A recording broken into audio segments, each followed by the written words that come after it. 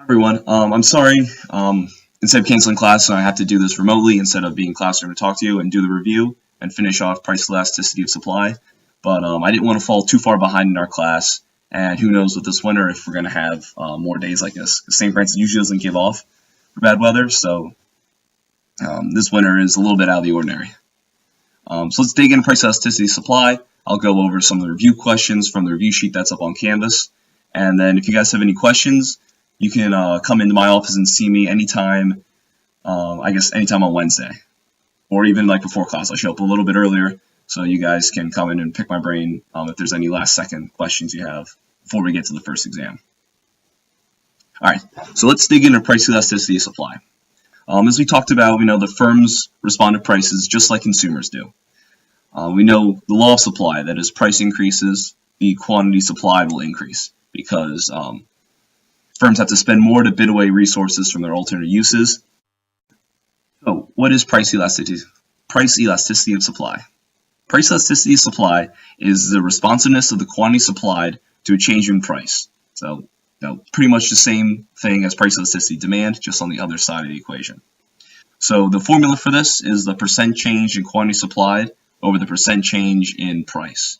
That's the same basic formula we worked with last time. It gives you an idea of the answer, but it doesn't give you the truly accurate answer because, like we saw last time, if you go from different sides, you get a different result. But that's the idea of it. That is the percent change in quantity supplied or a percent change in price. Because the supply curve slopes upward, the price elasticity supply will always be a positive number.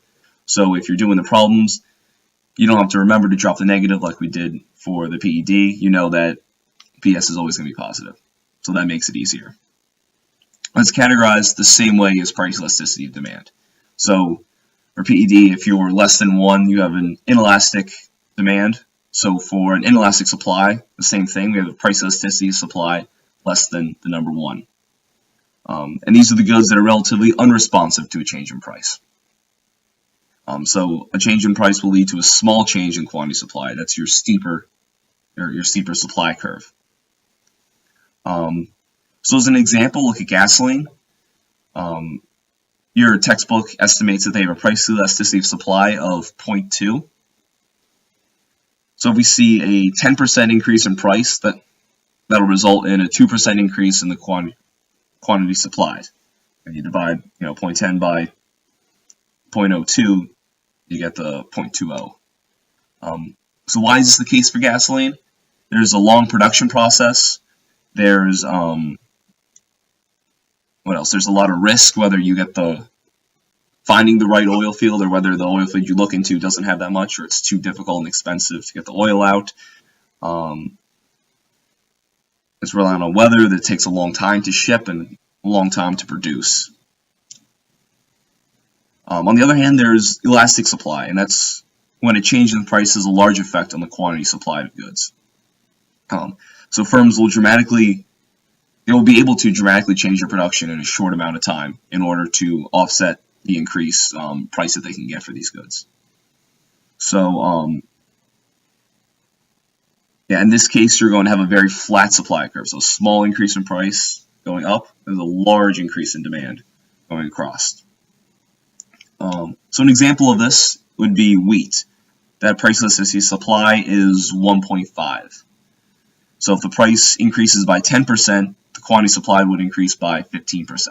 Because farmers can shift from, growing one crop to wheat fairly easily.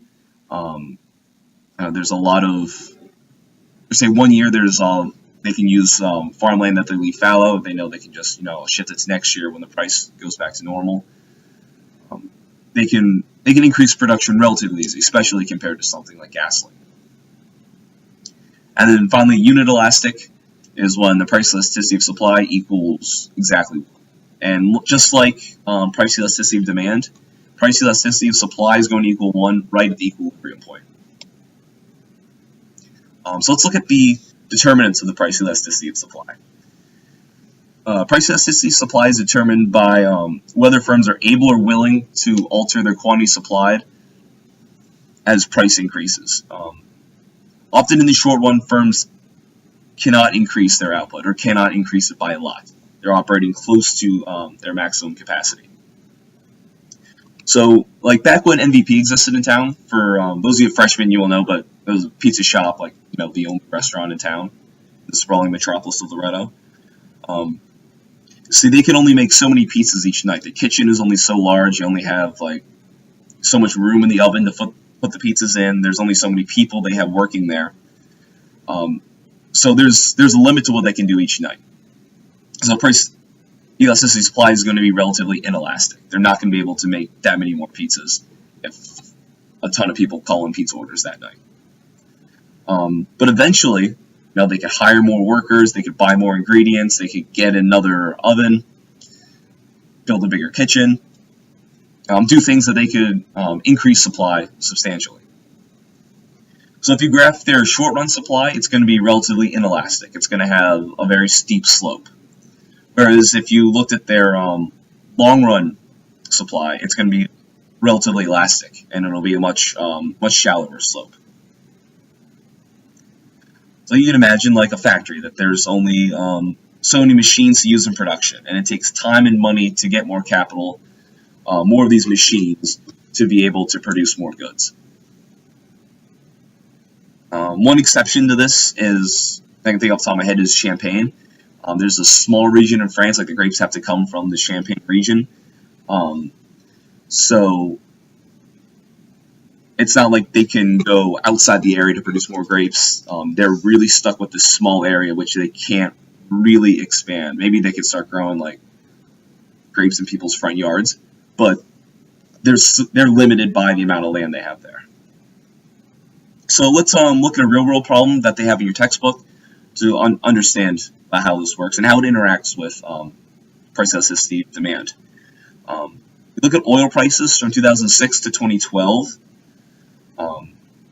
Oil production is a long process. It takes a long time from when the geologists first go out in the field and they start looking for the oil underground, trying to find areas where they can, where they can pull the oil from and do it somewhat easily. And they're not always successful. There's a lot of error in this, or a lot of time spent to determine whether there is oil there or not.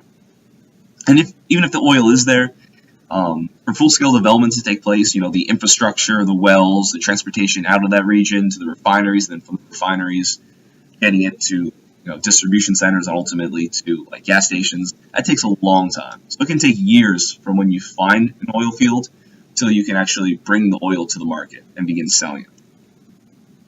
So there's a low short-run price elasticity supply for oil.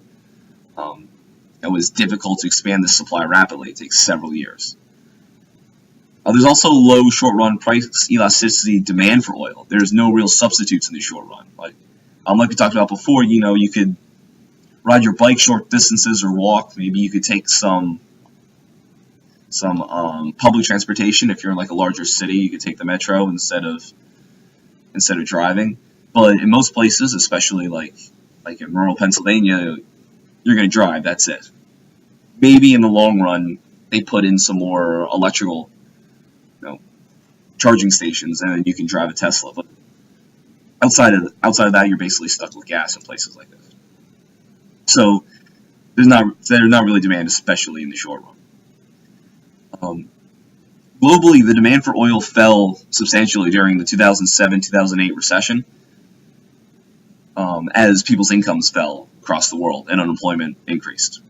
But during the recovery, the demand rapidly increased for oil. In the time it took for me to say that sentence, 60 people in India left extreme poverty. So there was an especially rapid increase in demand from what's called the BRICS: Brazil, Russia, India, and China. These countries are rapidly industrializing and becoming wealthy practically overnight. The Chinese middle class didn't exist even 10, 15 years ago, and now it's a substantial portion of the Chinese population. So now they're buying automobiles.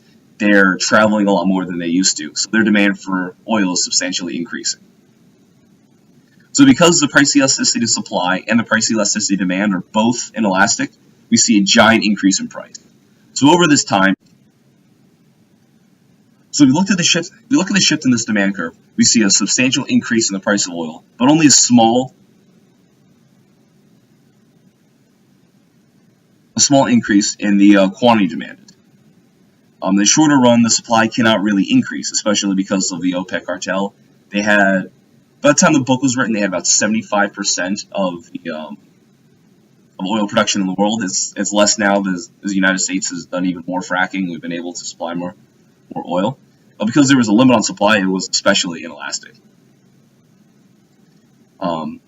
Eventually, though, we were able to increase supply. Some of the countries in the cartel would cheat and produce higher quantity because they can make more money for it. People like in the United States, countries that weren't limited by the OPEC cartel, they were going out and finding as many oil fields as they could to try to increase the supply to meet the or help offset the massive increase in prices and take advantage of the profit opportunities before them. Eventually, the supply began to increase, and we see here in this second graph, the supply curve now is shifting out. Now, a relatively small increase or shift in the supply curve caused a large decrease in the price. Again, because these are both inelastic, or demand and supply are both inelastic for this good. So because of this, because both sides are inelastic, supply and demand, we see large swings in the price of oil, and it's likely to continue as long as price elasticity of supply and demand stay relatively inelastic. If we begin to see more substitutes develop, if Tesla takes off, if public transportation in America miraculously gets better, I'm not holding my breath on that, as someone who used to ride the metro in DC every day. If we get these other alternatives, alternate forms of transportation, alternate forms of energy, then we may see, or we will see, the price elasticity of supply and demand become more elastic, and we'll stop seeing the wild swings in price. But as of now, we would expect this to continue going into the future. Now, again, just like price elasticity of demand, there are the rare cases of price elasticity of supply, the perfect and the perfectly elastic and perfectly inelastic supply. Now, these, like price elasticity of demand, they're rare, but they do occur in the real world. So for perfectly inelastic, there's no response of the quantity supplied to a change in price. This is completely unresponsive, that the same will always be produced, the same quantity will always be produced, no matter what the price becomes. And it sounds weird you say that, but an example, is a parking lot in a large city. They're limited by the amount of space they have there, and they literally cannot expand. So if you've got like a parking garage with 1,000 spots in it, they can't suddenly, just toss up some plywood and have more people park on the roof. That's not going to work. There's a fixed number of spots, and that's all there's ever going to be there. Likewise, there's perfectly elastic supply. That's where the quantity supply is infinitely responsive to a change in price. So the PES in this case equals infinity. So very small price increase causes an infinite change in the quantity supply, drops it all the way down to zero. So goods with readily available inputs and whose production can be easily expanded would have a perfectly elastic price elasticity of supply.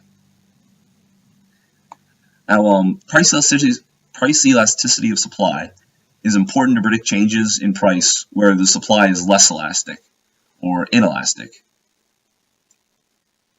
In this case, an increase in demand has a greater effect on price. So it's more difficult to adjust the supply, so the price needs to increase in order to ration the goods in this case. So let's look at an example to make this concrete. So let's say demand for parking for like parking spaces at a concert venue people are going to. So let's say you're going to see Groban in the Park when he comes to Philadelphia. In this first case, where the price elasticity of supply is relatively inelastic, you'll see a large increase in price for a small increase in parking spots. In this example, parking is limited. There's no real way to expand it. So imagine it's like the parking lot outside the arena. That's all the spots you have there, and you can't do anything else. You can't somehow add more. So the high price encourages people to limit their parking there, to consider taking Uber, maybe carpooling. You think, oh, it's like $4 a spot, that's double the price, that's ridiculous. So instead of all of your friends driving yourselves a meeting there, everyone like picks each other up and like all 5 of you go. There you just save 4 spots and you rationed it, so more people are going to be able to park there. Likewise, more people will be willing to take Uber, maybe public transportation there. So the increase in price helps ration the number of spots, so that way everyone who truly values being able to park there will be able to do it. For a second example, let's look at supply more inelastic. Let's say this Groban in the Park is taking place at a park outside of the city, where there's just a ton of grass outside in addition to the parking. So people can just park in these open fields. The supply can be expanded relatively easily. They just have to pay a couple people to maybe spray paint some lines down and to point the cars in which direction to go park in. In this case, the supply increases by a lot and there's little impact on price. You don't need the price to increase so much to ration these spots because there's a ton of spots available that they can fit this massive increase in the number of people that want to park there compared to normal. So knowing the price elasticity supply, or having an idea about the price elasticity supply of the ability of firms to be able to increase the quantity supplied in the short run, how easy it is or how difficult it is for them, this can help us make predictions of the effect of a change in demand. And we can know whether the price is going to increase substantially or if it's going to be like a slight increase based on how able firms are to respond to a change in the quantity demanded. So usually, like when we draw supply and demand curves, we do that at a 45-degree angle to keep it simple. So if you're working on problems like on the test or on your own, I would suggest continue drawing supply and demand curves at 45 degrees for your regular, if you're just shifting supply and demand. But when you're trying to estimate these or look at the effects of inelastic supply or elastic supply, in that case you're going to want to draw these supply and demand curves more flat or more steep based on whether they're elastic or inelastic, to help you reach the correct answer. If you're just looking at directions of change, it's not a big deal. If you're looking at the difference between inelastic or an inelastic supply, that's when you're going to want to make sure you're drawing the curves correctly. So that brings us to the end of the price elasticity of supply. Your section of the book is only like 2 pages. There's not that much to it. We'll focus more on the price elasticity of demand on the exam. Now I have your study guide up. You should definitely have tried to answer these questions on your own and fill them out before you watch this section of the video. I'll go through this. Just some brief answers to this. All this stuff should be in your notes if you've been taking notes along. A lot of it, besides like the very beginning, like intro, like assumptions of economics, will be found in the PowerPoint slides I put on Canvas. And even a lot of that stuff will be found in like chapter 1 or 2, like spread out in your textbook. So if you hit the glossary, you could find, like terms like opportunity cost or marginal analysis, those kind of things. But okay, so looking at the study guide, the first question is, what are the 3 key assumptions of economics and what do they mean? The first key assumption is methodological individualism. It's the idea that social phenomena emerges from individuals' actions. So when we're studying economics, what we're trying to get to is human action, trying to understand why people act the way they do. So we're going to look at the way individuals act. We're going to study them whenever possible, rather than looking at groups of people, countries, things like that. Sometimes this analysis slips in. They are not using methodological individualism. For instance, sometimes we talk about firms acting when it's really individuals within the firms acting. Those are usually just to keep the language simple and to make this basic analysis, like we're talking about just supply and demand, bringing stuff to the market. using firms instead of the nitty-gritty of how these firms work is just a way for us, it's like a shorthand so we can understand the interaction of supply and demand. But the deeper we go into economics, especially like through the semester, the more we're going to focus on individuals specifically. Next is propulsive action. That's that individuals act and respond in order to satisfy their wants. That, I don't know, it's not just like an accident, they don't just trip and fall from one activity to the next, that they're going out, they're doing these things on purpose, and they're seeking specific ends when they act that way. And the final one is economizing behavior. Under economizing behavior is the assumption of rationality, and that individuals seek their desired ends at the lowest possible cost. You want to try to maximize your expected benefit with the lowest expected cost.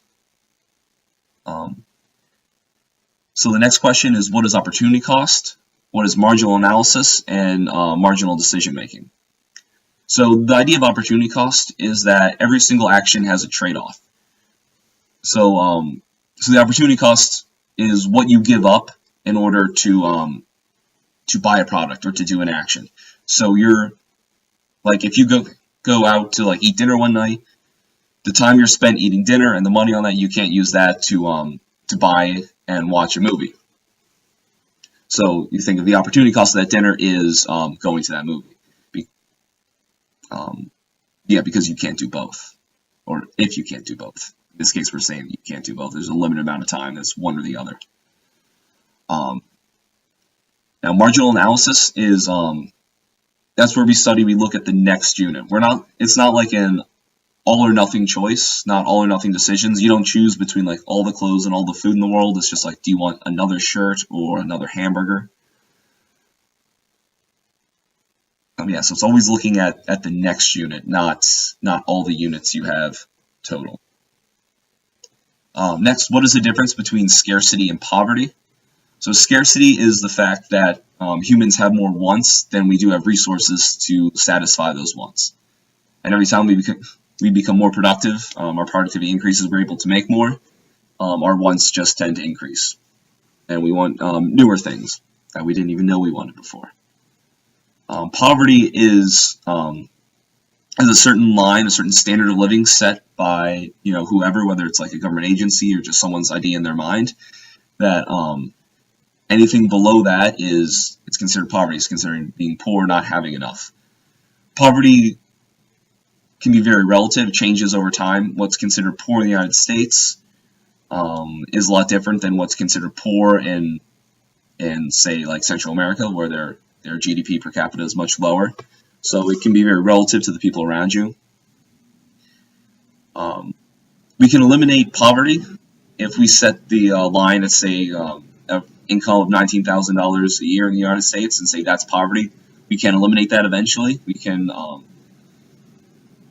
You can imagine reaching a world where everyone has enough to be above that in a country. Say if we set the poverty rate at $2,000 per capita, 100 years ago, pretty much no one would be living below the poverty line now.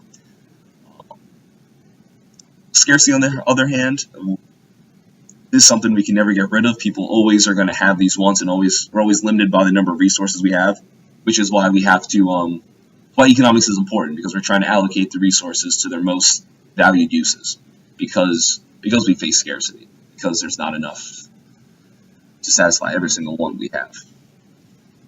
So now, next question. Explain the assumption of rationality and why it is important for economics. So when we say individuals are rational, we say that they seek to undertake the best possible action given their cost. That I'm going to go out and try to do what's best for me. I'm not going to choose the second best thing when they're presented before me. Obviously, sometimes people are wrong. In the moment, you think, oh, this is going to be great, and then you buy it, and it turns out it's awful. That's why buyer's remorse, why that term exists. But when you're acting, you are seeking what you expect to be the best.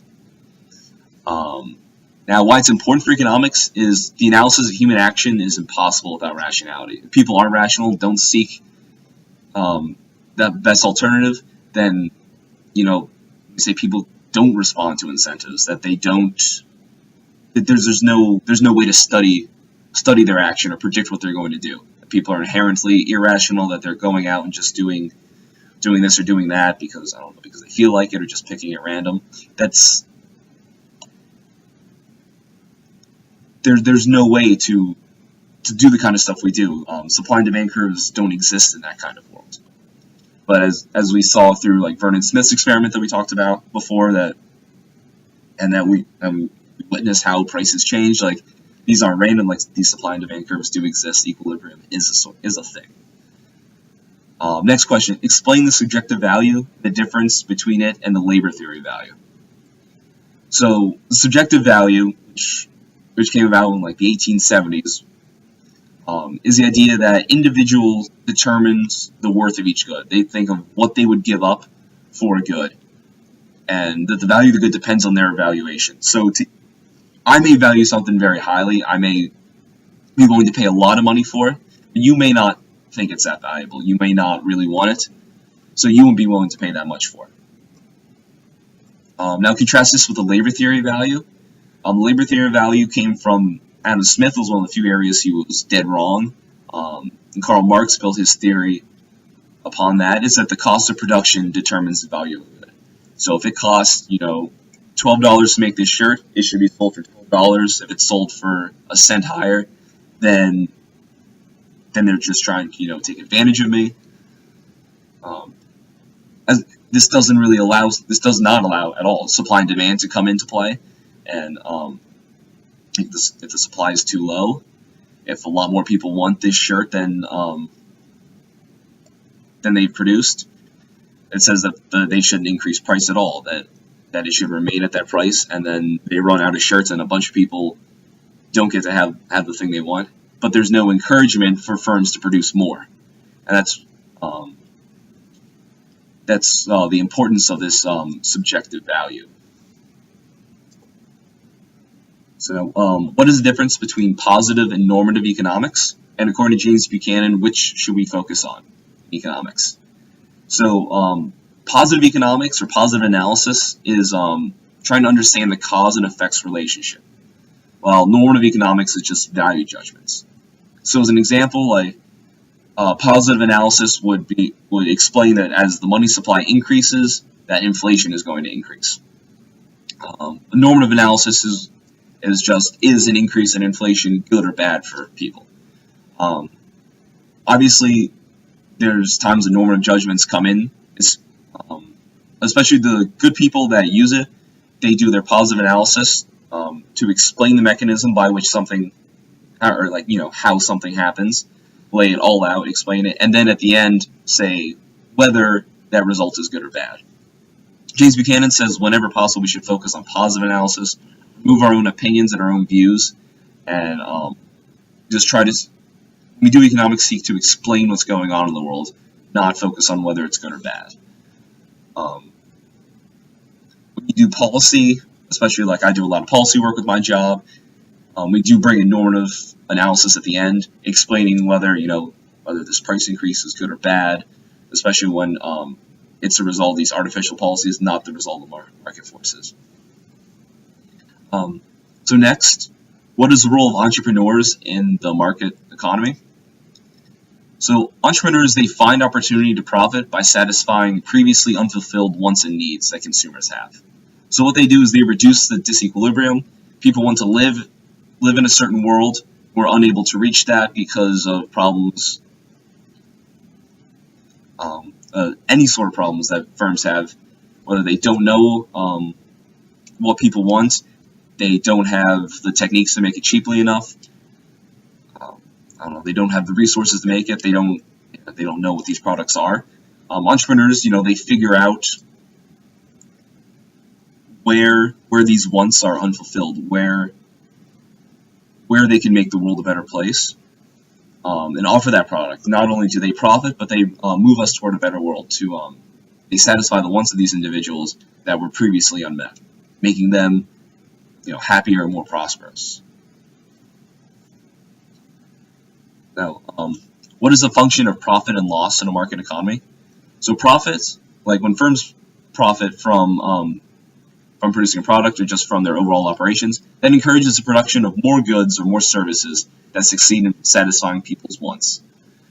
Firms, they have a substantial profit, and they are willing to increase the supply, how much they make of that particular good. Maybe they reduce their production of another good that doesn't provide so much profit. And also encourages more firms to enter the industry, to sell these different products themselves. Apple comes out with the iPhone, it becomes hugely popular.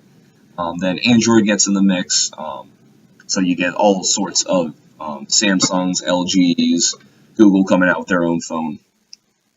Not only are they satisfying the demand for smartphones, but they're also acting as entrepreneurs themselves. They're seeing, what do people want that they're not getting their iPhone, and how can we add this? So like the one I think was the Samsung had the little screen on like the side that you could swipe down and see your text without like actually checking your phone. Their idea to try to make it better, to offer something else that Apple wasn't doing to satisfy people's demands. And now loss discourages firms from producing a product and encourages them to allocate resources to other areas where they're making more profit. It may be painful in the moment, especially if like the entire firm is doing well because they're either like mismanaged or because they're not offering the products that people want. But when you combine the profit and loss, it's some people succeeding when they do satisfy demands, and others failing when they don't satisfy demands. This helps guide resources to their most optimal uses for society. So people are as well off as they can be, and they're much better off than if you allow these inefficient firms that provide just poor products that people don't want. If you allow them to continue existing, continue producing, you prop them up, people aren't gonna get those as many of the goods that they really do want, because resources are being used for goods that don't satisfy their needs. Next, what is the first law of demand? The first law of demand is when price falls, the quantity demanded increases, and when the price decreases, the quantity demanded. When price falls, the quantity demanded increases. When the price rises, the quantity demanded decreases. There's an opposite relationship between the two. That's why the demand curve slopes downward. Okay, now briefly explain the Alch and Allen effect. When the price of the same good of different qualities are increased by a fixed amount, consumption will shift to the more expensive, higher quality good. So think of the opportunity cost is lower. If you got like super cheap cigarettes and then more expensive cigarettes, you increase both of them by $1. More people end up buying the more expensive, higher quality one because you have to give up fewer cheap cigarettes to get those more expensive cigarettes. Another class I gave, the Whiskey Rebellion, as an example. When they slapped an excise tax on whiskey that was like, $1 a bottle, people stopped buying the low quality, cheap, like Western frontier whiskey and started buying the higher quality, more expensive whiskey from the East Coast because, you had to give up less cheap whiskey to get this more expensive whiskey. That's a basic idea about the Alch and Allen effect. It's counterintuitive just on the surface. You'd expect the answer to be the opposite, that when prices increase, you'd buy the cheaper one. But once we look at opportunity costs, understand that, then it shows us that actually the opposite is what happens. Next question, what is the market demand? Market demand is the demand by all consumers for a good or service. So it's not just the demand of one individual. Market demand it's everyone. What are the variables that shift the market demand curve for a good? These are income, the price of related good, tastes and preferences, population and demographics, and expected future prices. So obviously if your income goes up, you make more money, you're going to demand more of a good. If the price of related goods increase, so if we'll say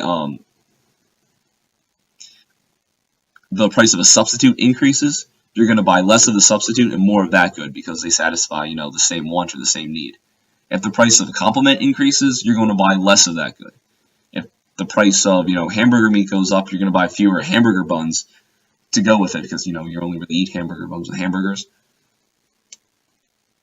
And you'll shift consumption to something else. Maybe do more hot dogs and hot dog buns because they go together. Next is taste and preferences. If people, want to start eating healthier, if their taste and preferences move away from a certain good, let's say in this case sodas, because that's unhealthy. They're healthier. They want to eat. They want to consume less of the unhealthy good. The demand for that is going to decrease. Now, population demographics. If population increases, there's going to be more demand for a good. Demand is going to increase. If the demographics change, so that one group becomes a large proportion of the population, you're going to see demand increase again. So, for instance, if old people, they're now becoming a large part of the population, you see more old people, there's going to be more demand for old folks' homes and other elderly services. And finally, expected future prices. If you expect the future price is going to increase soon, then you're going to run out and buy more goods now than you would if you thought the price is going to stay the same. Likewise, if you think the price is going to drop in the near future, you're going to wait until the price drops and then go out and buy. Next, describe the difference between an increase in supply and an increase in the quantity supplied. So a change in supply is a shift in the supply curve. That's one of the variables that shift the supply is going to change, and it's going to move the curve either to the left or to the right. The change in the quantity supplied is movement along the supply curve. So in this case, the demand curve shifts, and you move along that same supply curve from one point to another. All right, so describe market equilibrium. Market equilibrium is where the supply and demand curve cross in your supply and demand graph. Market forces moves consumers to demand the same quantity at the same price that firms are willing and able to supply. So there's no shortage or there's no surplus in the economy. You don't see a bunch of people waiting in line for goods that they're out of, and you don't see a bunch of goods sitting on shelves that people don't want. You've got the same number supplied and demand. Next, explain the result of an increase and a decrease in the supply curve. So if you an increase in supply curve is going to shift the supply curve to the right. In that case, the price is going to fall and the quantity demanded will increase. If you draw a supply and demand graph, you can look down and see that. Now, a decrease in supply is going to shift the supply curve to the left. The price will increase and the quantity demanded will decrease. Next, explain the result of an increase and a decrease in the demand curve. So now an increase in the demand curve will shift. An increase in demand will shift the demand curve to the right. In this case, the price is going to increase and the quantity demanded will increase.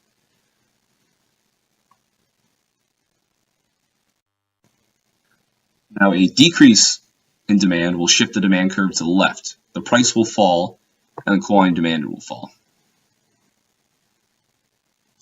Next, explain the concept of the price elasticity of demand. The sensitivity of the quantity demanded to the price of a good or service. When the price elasticity of demand is elastic, it is more sensitive to a change in price. So in this case, if the price increases by 1 unit or by 1%, the quantity demanded is going to change by more than 1%. And the opposite is true for inelastic. Inelastic demand is less sensitive, so if the price increases by 1%, the quantity demanded is going to change by less than 1%.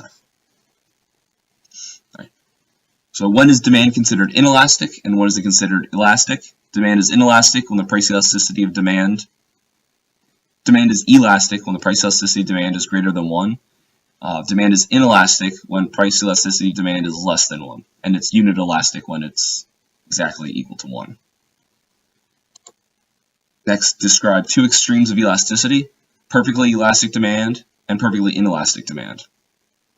Perfectly elastic demand, there's it is infinitely responsive to price, and any price increase will make the quantity demanded 0.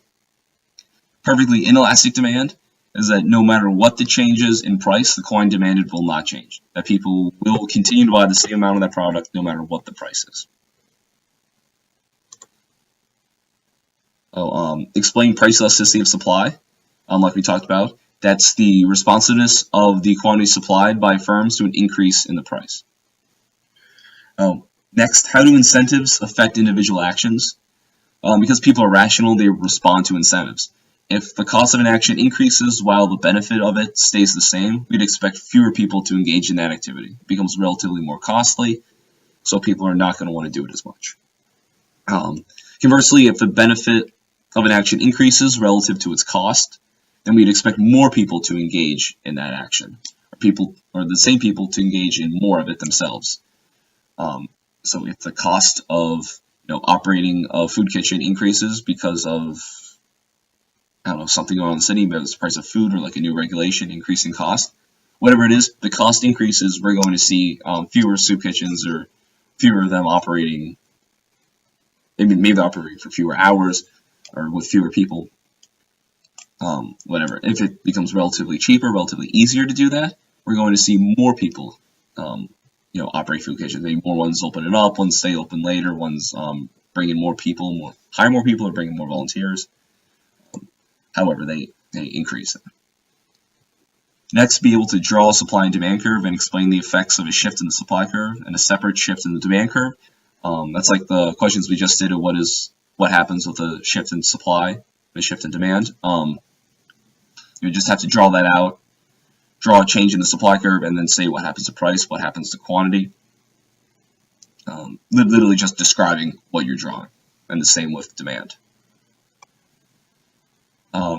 Next, explain the substitution and income effect and how they affect the demand for a good or service.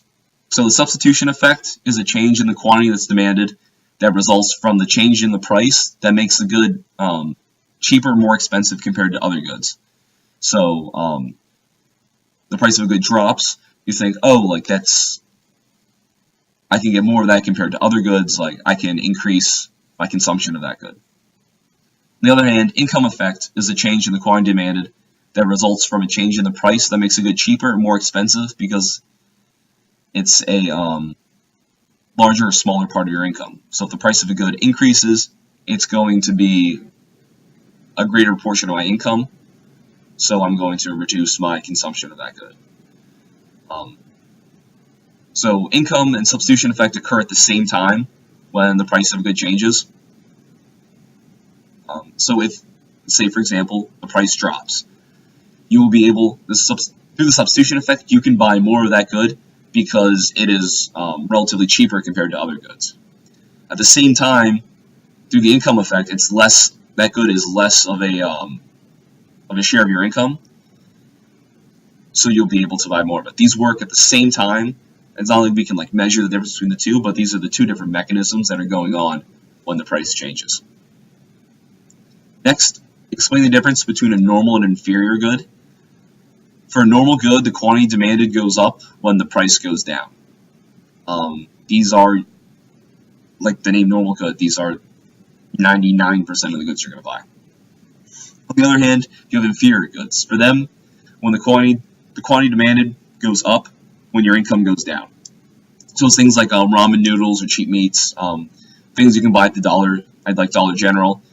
When your income goes down, you're buying these super low quality goods that you normally wouldn't buy just because you're trying to stretch your dollar farther. So you see these goods bought more during recessions or when there's higher unemployment. And during good times, people are going to buy a lot less inferior goods. Finally, what is the formula to calculate the price elasticity of supply and the price elasticity of demand? The formula that you're going to need for the exam is Q2 minus Q1 divided by Q1 plus Q2 over 2. That divided by P2 minus P1 divided by P1 plus P2 over 2. So you're taking the difference between the second quantity and the first quantity divided by the average of those two, and divide that by the change in price divided by the average of the change in price. I will be giving this to you for the exam. I'll write it up on the board or whatever so that you guys have it and are able to use it. Because I think what the most important thing about price elasticity supply, about working out these problems, is just understanding the effects of a high price elasticity demand or low price elasticity demand. What's going to happen afterwards? So that's the main driver of including that sort of problem on the exam. Because in the real world, we really don't have these numbers. We can kind of estimate them. Just to go over the format of the exam real quick, there's going to be 25 multiple choices that are worth 2 points each. I then have 5 short answer and problems worth 10 points each. To reach 100 points. And then there's 2 extra credit questions on the exam. They're both econ. I didn't go over them in the review here. One is something we talked about in class that I went over once. If you're able to, it's like an application of one of these ideas. If you're able to explain it, that's great. Give you extra points for that. The other, I don't know if I talked about in class. I might have hinted at it. Was actually just kind of a test to see how you guys stack up. Most of the population gets this question wrong. It's like something like 95%. So I want to see, just see how well you guys can answer this question. It's not difficult, but it's just something people don't realize. So, like I said, if you guys have any questions, feel free to email me or to come into my office anytime on Wednesday. I usually leave at like 4:30, but I don't know if you're busy like all afternoon. Only time you have is like in the evening. You really need to talk to me. You can email me and I'll try to stay later. If not, I'll just leave my normal time. And I'll try to show up early before the exam so that you guys can come in and talk to me beforehand if you have any last minute questions. Looking at the exam, I really don't think I wrote it very difficult. But if that's not the case and ends up being too difficult, then don't freak out when you're taking the exam or anything. I'll be sure to curb the hell out of it so everyone gets decent grades. Like I said before, it's an Econ 1 or 2 class. I'm not trying to weed everyone out like, okay, I'm hoping you guys can just take away a few of the ideas of economics, understand this to be able to apply it to your real life. So for that, you don't have to worry about me giving you all bad grades or trying to fail you on purpose. If it is too hard, you'll get some bonus points, and I'll make the next exam easier to try to bring it up to to the proper level where the average is like upper 80s, low 90s. That's for like an entry level class. That's where it should be. All right, with that, thank you and good luck on the exam tomorrow, or good luck on the exam on Thursday.